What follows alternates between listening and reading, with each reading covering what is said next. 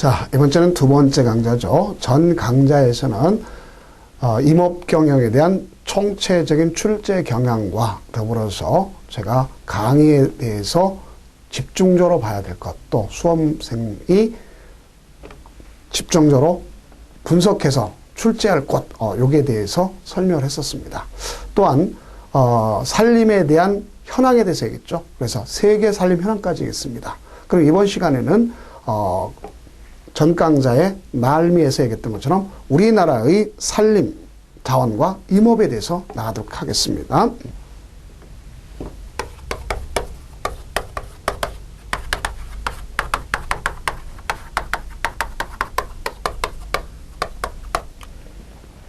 우리나라의 살림과 임업 그랬습니다.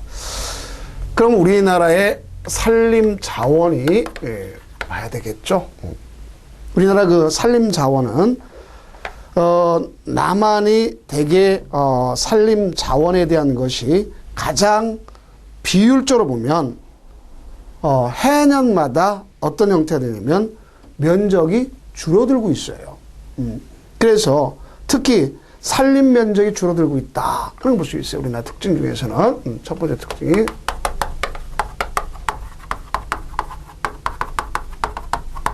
살림 면적이 감소되고 있습니다. 그러면 전체적인 총 면적에 대해서 감소되고 있는데 어떤 형태로 볼 수 있느냐? 우리는 남한 총 전체 면적이 9,939헥타르 정도, 우리가 봤을 때 14%에 대한 살림이 있습니다. 그래서 14%에서 살림이 있겠고, 그 다음 우리가 기점을 했을 때 거기 살림 자체에 대한 면적이 65% 정도를 차지하고 있습니다. 그러면 그 9천 얼마 중에 살림 중에서, 그러니까 우리가 전체적인 면적을 토지 이용 현황에 따라서 남한만을 기점으로 했을 때 살림은 65%.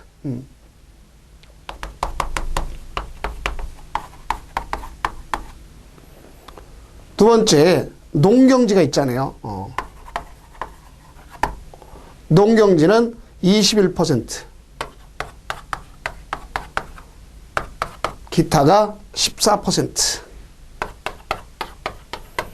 그런데도 불구하고, 이런 비율인데도 불구하고, 살림은 계속적으로 뭐가 들고 있냐면 줄어들고 있다 하는 것을 아시죠. 그래서 도표에 있는 것처럼, 전체적인 총 면적이 갑자기, 늘어나는 경우도 있었죠. 왜 늘어나느냐? 이런 그런 걸 볼 수 있어요.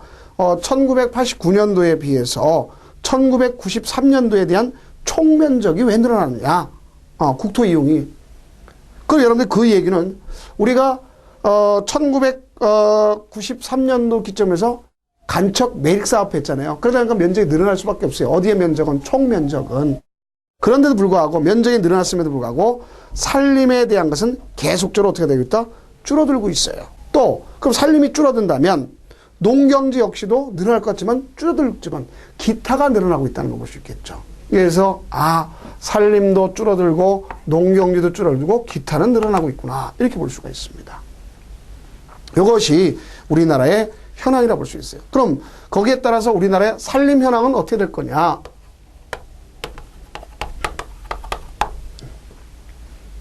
살림 현황.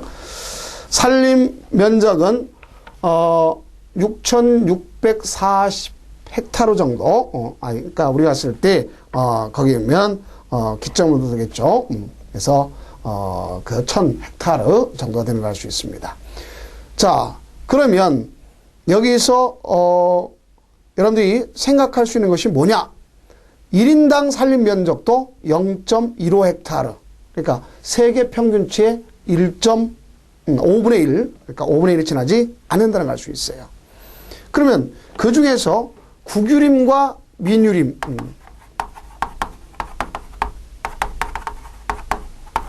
민유림이라는데 저는 사유림을 하겠습니다. 요 비율을 본다면 국유림이 얼마?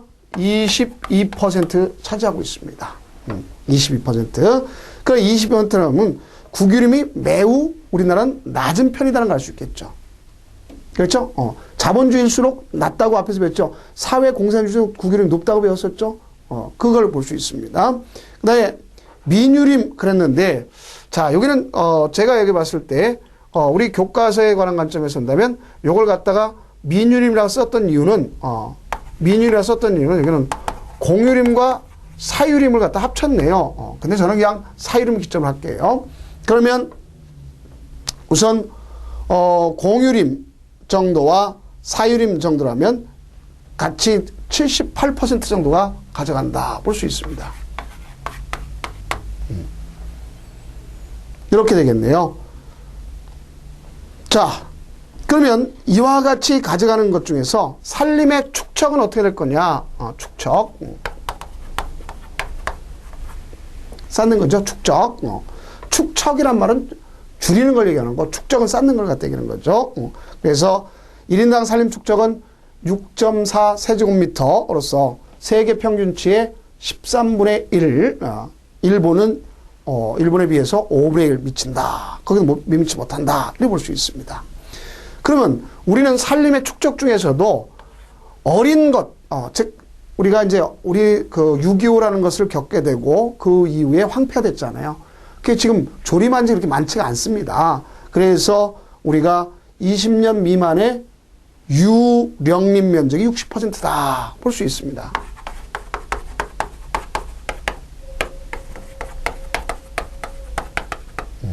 자, 여기서 보면 이 유령림 하니까 좀 이상하다고 생각하는 건 이건 나이 어린 나무, 나이가 어린, 그러니까 나이 어린 숲 이런 얘기겠죠. 그래서 우리가 봤을 때 이건 어린 숲을 얘기하는 거죠.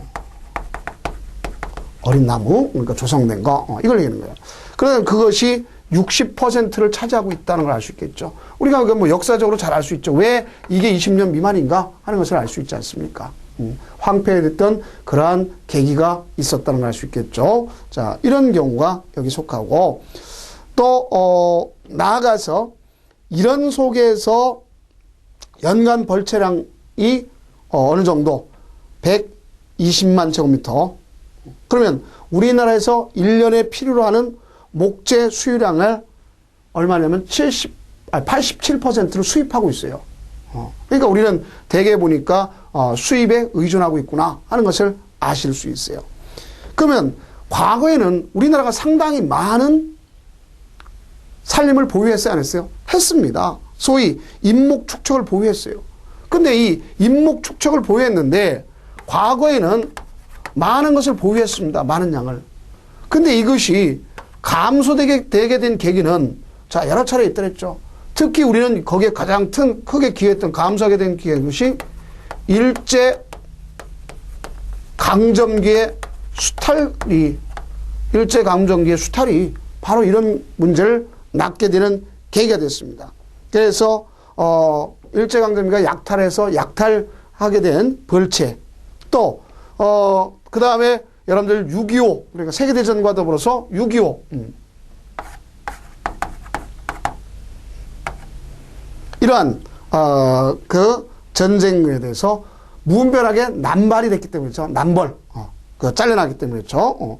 그래서 우리가 봤을 때 결국 연료 소비 등으로서 엄청 감소됐다 볼 수 있어요. 이거와 더불어서 특히 이제 연료 소비. 이것으로서 감소되게 된 계기가 바로 이런 것이었다 하는 볼 수 있습니다. 이와 같이 너무 감소되니까 이거 가지고는 안 되겠다 해가지고 정부가 73년도에 대해서 70년대 와서 뭐를 갖다 하기 시작했냐면 녹화 계획. 그래서 녹화 계획을 단계별로 실시했죠. 그래서 녹색 사업이라고 할 수 있겠죠. 그래서 녹화 10개년 계획을 갖다가 앞당기게 하면서 오늘날 같은 산림의 미래 생명자원을 육성하게 됐죠.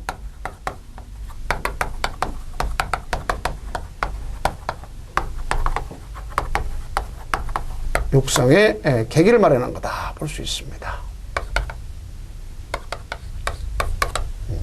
일반적인 그 육성할 수 있는 계기를 마련하게 되는 것이다. 계속 노력하고 있죠, 오늘날.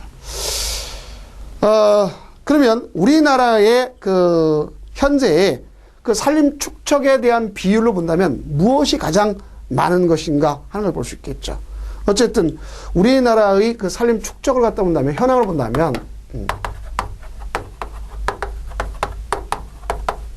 앞서 뵀을 때 북반구는 침엽수, 남반구는 화렵수라 그랬죠. 그럼 우리나라는 대개 뭐가 많으냐? 우리나라도 침엽수가 많습니다. 그 다음 화렵수가 있겠고, 이 두 가지를 혼요림. 자, 그래서 뭐라 볼 수 있냐면 우리는 이와 같은 세 가지를 갖다가 볼 수 있어요. 그래서 침엽수림, 화렵수림, 혼효림. 그러니까 합쳐진 걸 갖다 얘기하는 거죠. 예, 그러면 일반적으로 보면 이렇게 볼 수 있네요. 혼효림이 더 많죠. 그럼 이거는 반대로 되겠습니다. 죄송합니다. 요걸 갖다 볼 수 있어요. 왜냐하면 침엽수림 가장 높고, 혼효림,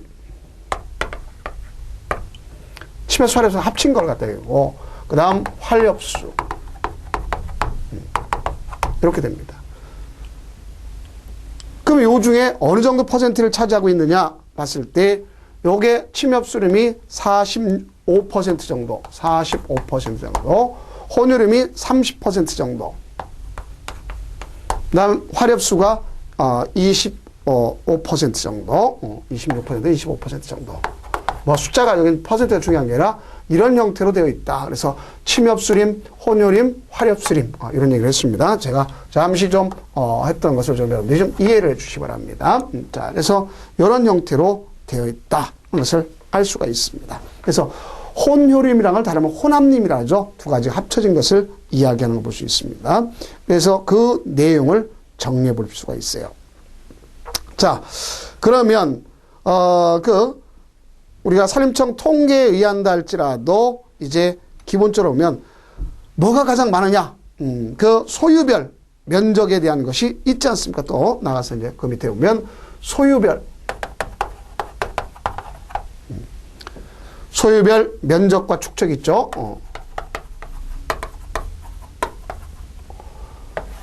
자, 이거는 이제 분포가 됐던 것을 갖다 종류별로 얘기했지만 이제 소유별이 있겠죠. 그래서 면적, 우리가 1000헥타를 기점으로 해서 구성 비율을 받는 것을 봤는데요.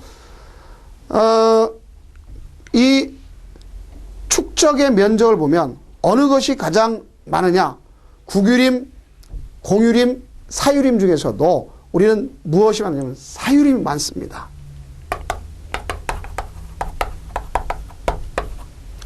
사유림이 많고, 그 비율적 관점이 얼마 정도 되느냐? 약 60% 정도 되죠. 60%. 59.8이니까. 그 다음, 두 번째, 공유림과 국유림 중에서 국유림이 높습니다. 그 다음, 공유림, 지방자치단체장이 갖고 있는 걸 얘기하는 거죠. 그러니까 우리나라는 바로요, 축적 현황에 따라서 나무의 분류별로 보면 침엽수림, 혼합림, 혼유림, 그 다음에 화렵수, 소유별 축적, 면적과 축적이면 뭐가 많더라? 사유림이 많고, 국유림, 공유림, 이런 형태로 되어졌다 하는 것을 보실 수가 있습니다. 그래서 면적 구성비는 사유림이 70%, 또 거기에 따라서 우리가 쓸 축적에 대해서는 약 60% 정도, 이런 차이가 있다 하는 걸 볼 수 있습니다. 그 다음, 우리나라의 그 산림의 생산물에 대해서 나가보면 되겠습니다. 이제 네 번째, 생산물.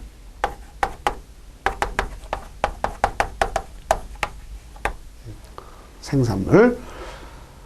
우리나라의 산림자산 생산은 생산액은 얼마 정도를 갖다면 약 9천억 원 정도로 되고 있습니다. 그래서 약 9천억 원 정도 생산물이 이루어지고 있다 볼 수 있습니다. 그 이때 생산물은 어떤 경우가 있느냐 봤을 때 가장 대표적인 것이 목재가 있죠. 그럼 목재 외에 뭐가 있느냐? 목재 외에 여러분들이 봤을 때 연료, 그렇죠? 연료, 또 농용 자재, 그러니까 농업용 자재 같은 경우, 그래서 연료, 또 농용 자재, 농업용 자재, 자, 재료니까 제자로 써야 되겠죠. 또 뭐냐? 종실. 종실 같은 이런 뭐가 있어요? 밤. 그렇죠? 이런 거. 또 버섯. 그렇죠? 버섯. 이런 것에 대한 뭐가 있습니까? 부산물이 있지 않습니까? 부산물. 그래서 이러한 부산물이 있습니다. 그러면 그 중에서도 뭐가 많으냐? 소위 우리가 쓸 때 목재와 더불어서 여기서 나타난 이러한 부산물 중에 어떤 비율이 높을 것이냐? 그걸 봐줘야 되겠죠. 그러면 목재 생산 비율은 7%에 지나지 않고 나머지는 다 이 전체, 즉 예를 들어서 앞서 얘기했던 것처럼 얼마를 갖다 임산액이 임산액 자체가 약 9천억 원 정도 된다 했지 않습니까? 그 중에 얘가 7%, 그 나머지가 다 이것이다 하는 걸 볼 수 있습니다. 우리는 이렇게 불균형을 가지고 있다 볼 수 있습니다. 그러면 이걸 갖다 우리가 뭐라 했죠? 부산물이랬죠. 그럼 부산물 중에서도 뭐의 비율이 높은 것이냐 하는 것을 보게 되면 대개 어떤 비율이 높겠죠? 이 중에서 종실 비율이 높습니다. 예를 들어서 종실 같은 거 대표적으로 예전에 보면 산에다가 과수원도 하고 또 뭐도 있어요? 예를 들어 호두나무도 심고 또 밤나무도 심고 그렇죠? 그러니까 농원 형태로 했지 않습니까? 그래서 이런 형태의 종실이 약 30%. 그 다음에 나아가서 약용. 약용. 또 나아가서 뭐가 있냐면 송이, 표 같은 버섯류 이렇게 되어 있습니다. 그래서 이런 것들이 그 생산물의 임산액의 9천억 원 정도 되는 데 있어서 목재는 결국 7%뿐이 안 되는구나. 이렇게 여러분들이 이해를 갖다 해주시면 되겠습니다. 자, 그러면 우리가 주산물이 뭐겠어요? 주산물이 원래는 이거 아닙니까? 주산물 자체란 말이 여기서 쓰게 되면 목재가 주산물 아닙니까? 얘는 부산물 아닙니까? 그러면 이 주산물을 높인다고 하는 것은 그만큼 시간이 많이 걸리죠. 소위 그 목재 생산이 적어지는 경우에는 상당한 기간 동안 그 바꾸지 어렵지 않습니까?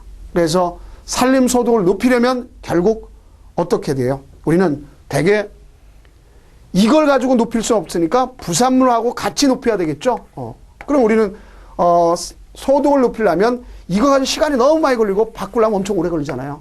그러니까 이것 가지고 해야 되니까 어떤 경우냐면 우리는 복합 경영, 즉 아까 경영 형태를 배웠죠. 그래서 이제 복합 임업 경영이 필요하다고 볼 수 있어요. 그래서 복합 임업 경영이 필요하다. 이런 형태로 하고 있다. 이렇게 볼 수가 있습니다. 그래서 경영 형태가 알아야 돼. 그러면 앞으로 공부할 것이 종실은 뭐가 있고 약용, 버섯에 대한 형태를 좀 알아봐야 되겠고 그 다음에 그 경영 형태에 대해서 공부해야 되는구나 하는 것을 아실 수 있겠죠. 자, 그렇다면 이 산림의 효용과 국민생활 이 단원을 나가도록 하겠습니다.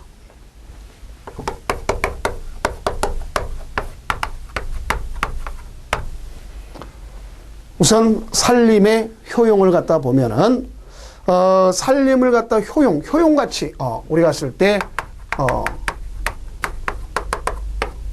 만족도 그죠? 만족도 이 효용이라는 자체는 만족도를 얘기하는 것 아닙니까? 만족도 주관적 만족도 그래서 utility 이런 말을 쓰겠죠. 그럼 우리는 이 효용을 갖다가 해서 이거에 의해서 구분합니다.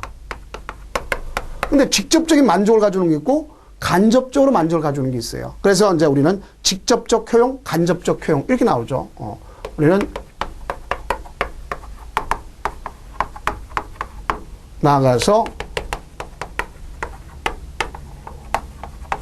이와 같이 직접적 효용과 간접적 효용이 있다. 이렇게 강조를 합니다. 그러면 직접적 효용이라고 하는 것은 소위 어떤 걸 갖다 내면 경제적 효용. 경제적 효용. 또 우리가 유형적 효용, 생산적 효용 이런 얘기죠. 이 말은 갖다가 경제적 효용. 그렇죠? 또 생산적 효용. 해면적. 유형의 효용이란 말이에요. 유형적 형태를 갖고 있는 유형적 효용을 직접적 효용이라고 하는 거고, 간접적 효용이라는 것은 어떤 걸 갖다 이야기하는 거냐면 되게 무형이고 나가서 공식적인 거, 무형적이고 공식적 효용을 간접적 효용이라고 한다 볼 수 있습니다. 그러면 이 직접적 효용이라는 건 방금 얘기했던 것처럼 뭐가 가냐면, 자, 이 생산적인 효용을 내는 거예요. 생산적인. 그럼 이 생산적 효용이 있다.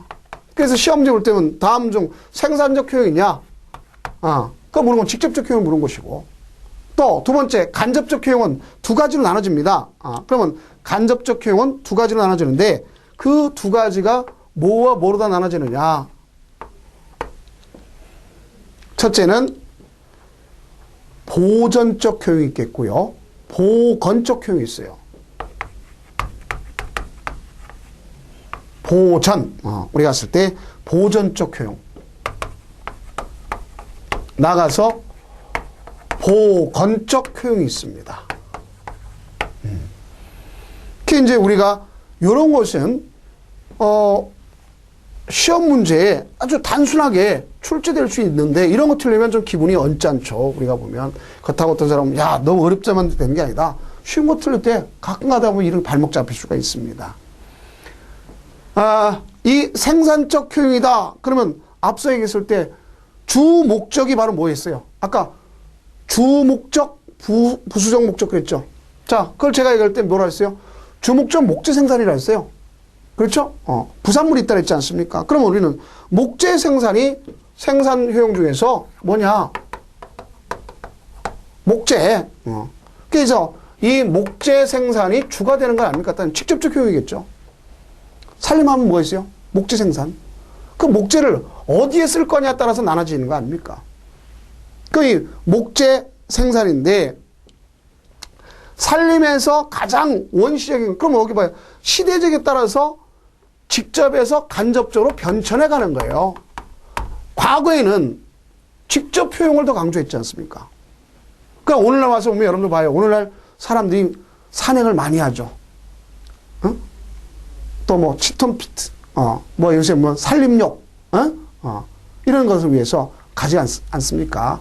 자, 그래서 뭐, 휴양림 같은 거 갖다 하져가고, 그거는 옛날 얘기고, 옛날 얘기는 먹고 사는 게 힘든데 그런 말이 없어요. 지금 이거는 직접이건 간접이요. 오늘날 살림욕 즐긴다? 그럼 간접효용이단 말이야. 그 간접 중에 어디에 살림욕은 보건 아닙니까? 그러면 이 목재 생산이 가장 주였습니다. 과거에 가장 중요한 생산은 옛날은 살림의 생산적 효용이 가장 중요한 것이고 그 중에 뭐가 가장 중요했던 거예요? 목재 생산이었습니다. 그 목재 생산이었지만 최근에는 어느 쪽으로 변천해 가고 있다? 보전, 보건 쪽으로 가져가고 있다. 이것을 볼 수 있는데요. 우선 이 목재 생산에는 뭐가 있냐? 용재가 있겠고 신탄재가 있어요.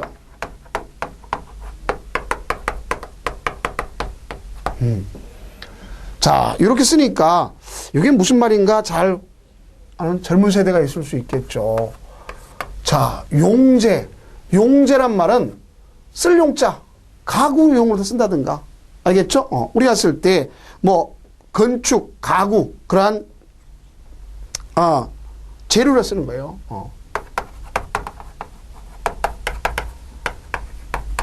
재료용도 쓰면 용재라고 그래. 용재는. 그러면 신탄재라는 게 바로 뭐냐? 신탄재라는 건 앞에서 있죠. 신탄. 뭐라 했어요? 숯을 갖다 굽는다든가. 그렇죠? 소위 우리가 쓸 때 숯을 굽는다든가 아니면 뭐 그 불을 위한 땔감.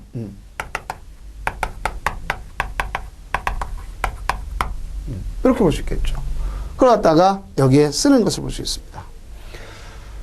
그 다음 이 목재 생산 말고 여러분 교재에 보면 특수임산물이 있어요.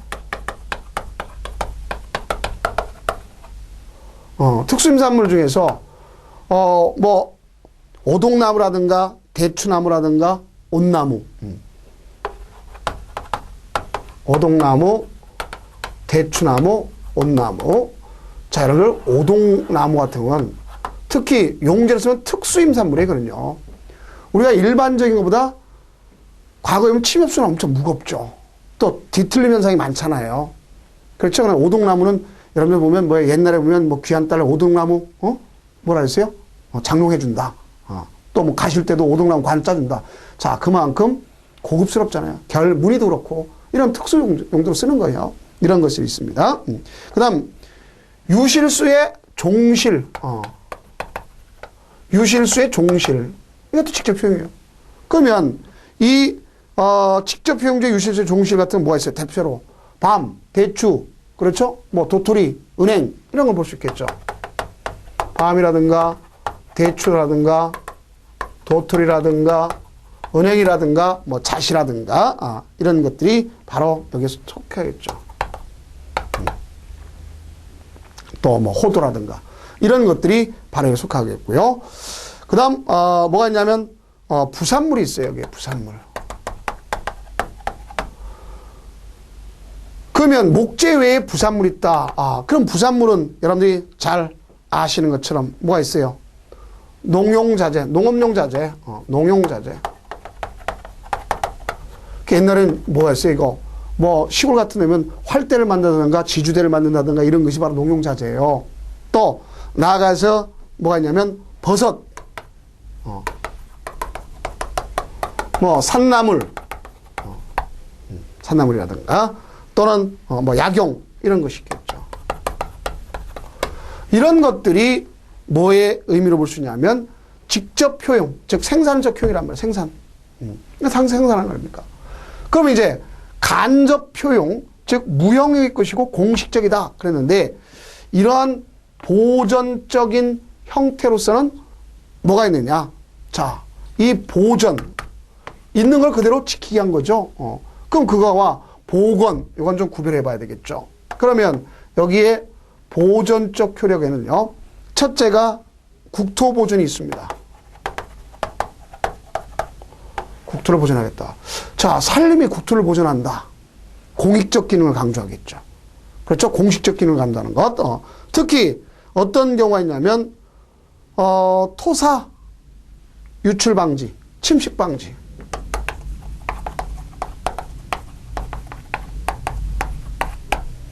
또 나무 뿌리가 쫙 이어져서 침식을 갖다 방지하는 것.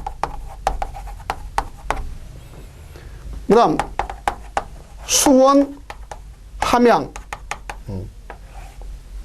수원을 함양한다.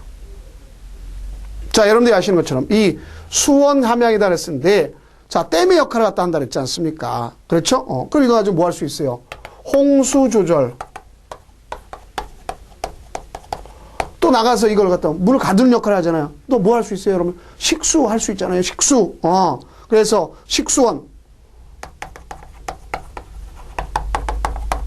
산업 용수를 갖다가 함양하는 거, 가둬둘 수 있는 것이 바로 이런 형태로 이것도 보존적 효력입니다. 이것도. 또 나가서 환경을 보존할 수 있어요. 그럼 이 환경 보존하는 것 중에 뭐가 있느냐? 여러분들 환경을 보존한다. 자, 산소를 갖다가 우리가 볼 수 있겠죠? 그래서 여러분들 뭐 피톤치드, 응? 자, 뭐 좀 약간 어긋났더라도 좀 이해를 해주시고 이런 거라든가 산소 공급이라든가 또 대기를 정화시켜요.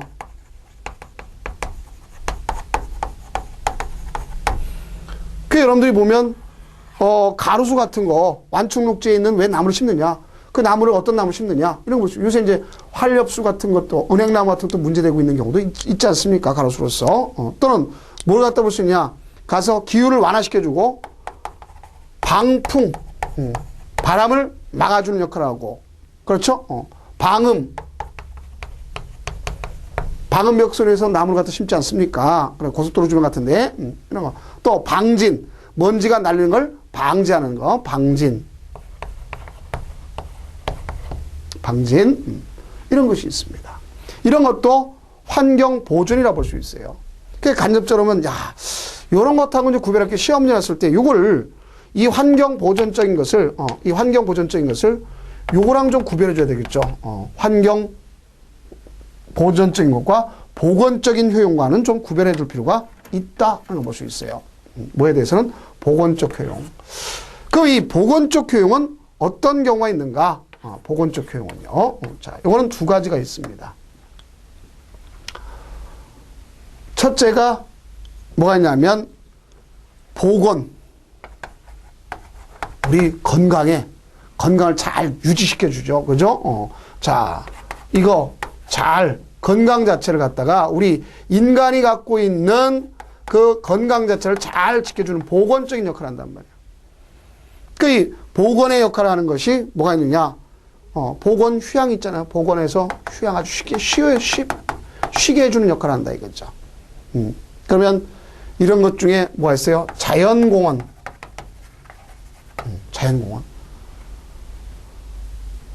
자연공원 가면 역시 또 도시공원. 또 자연휴양림.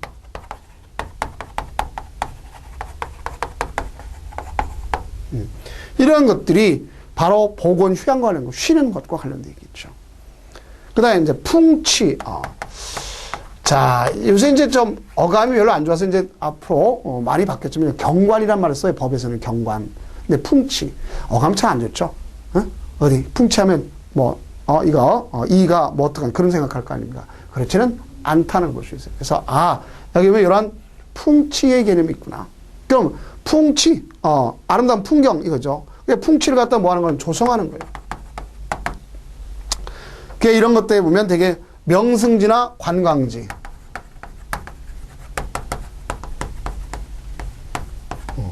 이런 경우 볼 수 있어요. 이런 것들이 보건휴양이구나. 요거는 보전휴양이구나. 요거는 생산을 위한 생산적 효용이구나. 이렇게 나눌 수 있어요. 그래서 결론적으로 하면 과거에는 뭐가 있어서 직접 효용인 이 생산 효용이었지만 즉 뭐가 목적이게 목재 생산의 목적이었잖아요. 그러나 지금 와서는 보건 또는 보전 이런 효용으로 이행하고 있다 하는 것을 볼 수가 있습니다. 그럼 이에 따라서 하나하나 이제 설명해 둘까 볼 수 있잖아요. 그러면 그 중에 대표적인 게 뭐가 있느냐? 생산적 효용을 갖다가 구체화시켜 주는 것을 볼 수 있잖아요. 그러면 생산적 효용에서 목재 용도로 쓴다 그러면 그건 뭐였어요? 용재가 있고 신탄재가 있다 그랬죠. 자, 용재 같은 건 건축용재, 산업용재, 가구재, 악기재, 또 공업용, 공업용 원료 같은 거 펄프 같은 게 거기 속하겠죠. 그다음에 이제 신탄재 같은 경우는 난방, 취사용. 그렇죠? 그래서 이와 같은 경우가 있겠고, 뭐, 도자기를 갖다 굽는다는 이런 형태로 다 쓸 수 있는 것이 바로 여기에 있겠죠. 그래서 우리나라가, 그 산업정책에서 가정용 연료, 즉, 석탄, 석유, 가스 등의 대체됨에 따라서 그 연료림의 용도로 뭐가 되냐면 바뀌는 것을 알 수 있습니다. 그래서, 과거에 따라서는 좀 바뀌어지고 있구나 볼 수 있습니다. 그럼 아직까지도 후진국은 뭐로다 많이 써요? 연료용으로 많이 쓰는 거죠. 연료용으로.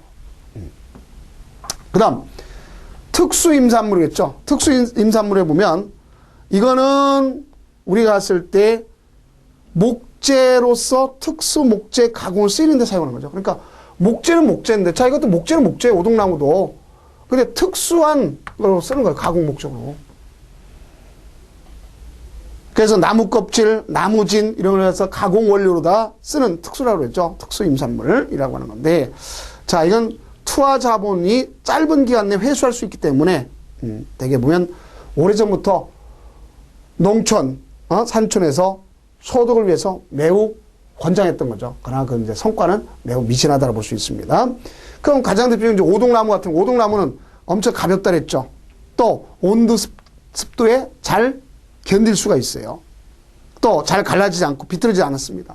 또 나뭇결이 아주 곱죠.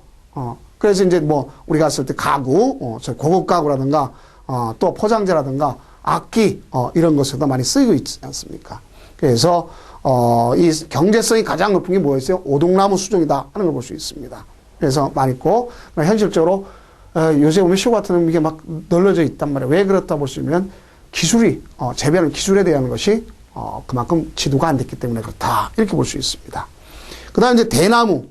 대나무는 여러 가지 가구로도 쓰고 있지만 공예품 쓰고 있잖아요. 그래서 여러분들, 일반적으로 담양 같은 경우에 보면, 우리가 쓸 때 죽제품 같은 게 대표적인 거 아닙니까? 경상도, 또, 전라도 담양. 자, 여기서 볼 수 있습니다.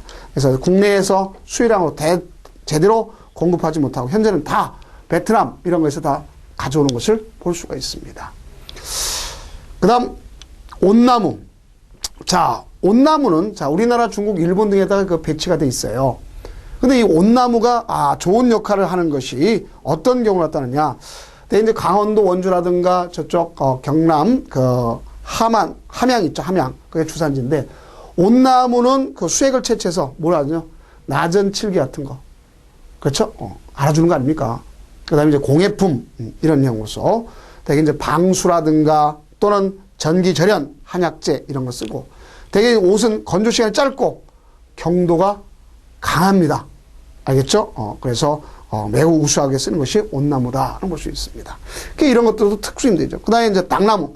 당나무 여러분 잘 아는 것처럼 한지로 다 쓰이고 있지 않습니까? 그렇죠? 자, 과거서부터. 그래서 이제 수출하기도 했지만 오늘날 대체적으로 용도가 발달되어 있기 때문에 거의 안 쓰고 있죠. 고차는 있고. 그 다음, 유실수의 종실이 있다 그랬죠. 자, 유실수의 종실, 열매. 그러면 밤나무 있지 않습니까? 그래서 우리나라 대표적인 유실수가 정부가 적극적으로 장려했던 게 뭐가 있어요? 밤인 거 아닙니까? 그래서 이제 그것이 있고, 그 다음에 대추, 생년의 2배 정도. 그래서 뭐 대추 같은 거 이제 뭐 저쪽, 특정 지역 같은 데가 있죠. 예를 들어서 뭐 보온대추 같은 거 엄청 큰 거 볼 수 있겠죠. 그래서 이 대추나 이 호두나무 같은 거는 가리지 않고 대개 보면 이제 냇가라든가 이런 데 많이 쓰고 있습니다. 그러나 오늘날 같으면 대개 이제 수입해서 하는 경우도 많이 있구나 볼 수 있어요. 잣은 그 부산물로 일종이지만 잣을 수확해 가지고 수익을 얻죠. 그럼 여러분 가평이라든가 이런 데 대표적으로 볼 수 있겠죠. 그래서 이제 오히려 잣이 주산물이 될 수 있어요. 원래 잣나무의 부산물이잖아요. 근데 잣이 요새는 이제 주가 된다 하는 것을 볼 수 있겠고요. 그 다음, 은행 도토리 같은 게 있습니다. 그 다음 이제 부산물 있죠. 자, 부산물이라고 하는 것은 누가 관장할 거냐. 이 부산물은 원래 산림청이 관장하는 거죠. 관장하는. 그래서, 토석은 산림의 보전, 밀집 관련이기 때문에 산림청이 관장하는 거예요. 그럼 여기서 부산물의 가장 대표적인 뭐가 있겠습니까? 예를 들어서 나뭇잎 같은 경우가 있겠죠. 그럼 그건 뭐가 써요? 퇴비 원료로 쓰죠. 또 우리가 야생 사료. 그래서 이 부산물 중에서 퇴비 원료라든가 야생 사료가 대개 임산액의 30%를 차지하고 있어요. 임산액이 얼마? 30%. 이게 우리나라 실적이란 말입니다.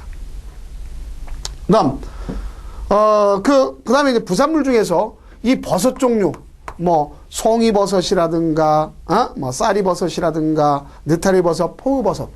자, 가을철 같은 경우는 뭐, 예를 들어서 양양이라든가, 저쪽, 괴산이라든가, 이런 쪽에 보면 엄청 많은 뭐가 있습니까? 이 송이, 재배단지들이 있지 않습니까? 자연적으로 이루어지겠지만, 거기에 의해서 오늘날 수출까지 이루고, 많이 쓰여지는 것 볼 수가 있고, 가장 많이 늘리고 있어요. 그 다음에 이제 나가서 약초, 약용 쓰이는 거, 약초, 이런 것이 있습니다.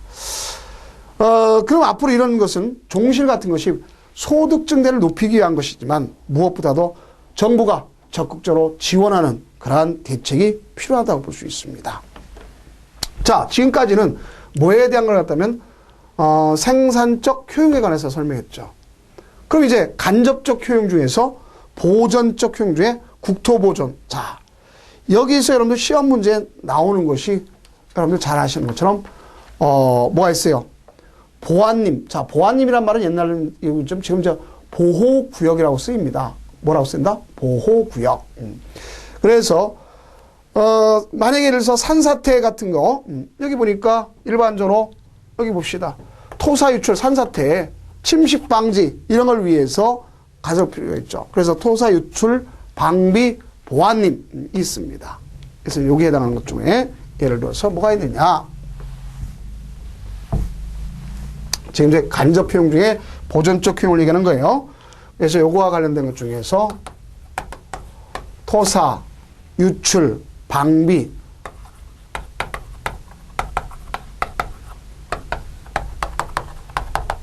근데 이것이 이제 뭐라고 법의 명칭이 바뀌냐면 보호구역. 토사가 유출된 걸 방비, 막는 그러한 것이 바로 나무가 해줄 수 있는 것 아닙니까? 그 다음 두 번째 수원 함양 보안님이 있어요. 그러니까 여기 보면 요거죠. 홍수절.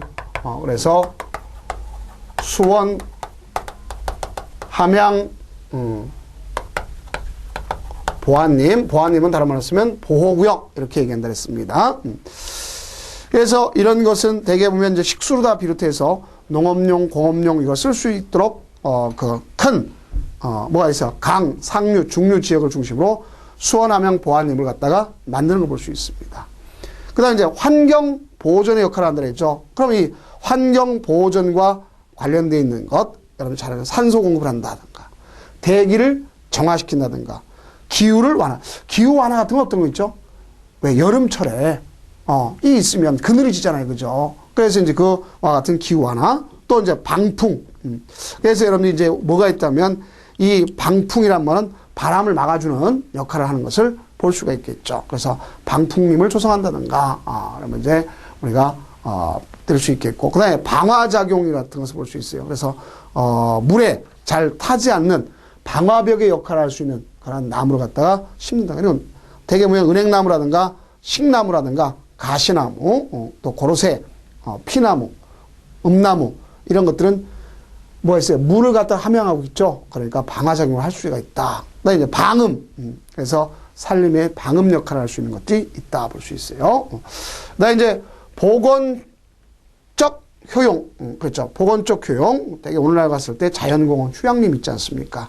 그래서 이제 우리가 자연공원은 국립공원, 도립공원, 국립공원 세 가지가 있겠죠. 그래서 가장 큰 면적을 차지하는 게 국립공원이고, 국립공원이 많습니다. 자, 그 다음에 이제 자연공원에서 대개 보면 경영상, 산림을 많은 제약이 많죠. 그래서 경영주한테 적절한 보상이 필요하다는 걸 알 수 있어요.